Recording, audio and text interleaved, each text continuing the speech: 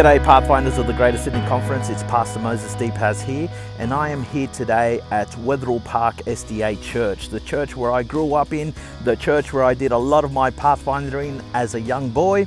And one of the things that we really loved here at Wetherill Park was our Camporees. Now guys, if you haven't had a chance to register, please do that now, because on the 24th of February, our early bird fee will go to a normal fee. So please don't miss out on the early bird fee right now. It is cheap as chips, and I want you guys to register now. So there are many clubs who have indicated that they want to come to Camporee, but you need to do your registration. So that means you as a Pathfinder will need to do that, or your club leader may desire to do that as a big group registration.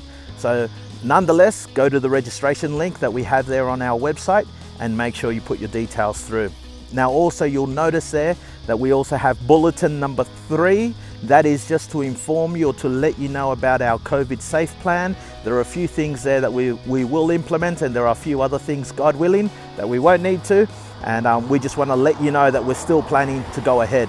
Hey, don't miss out on Camporee, so go to registration links now.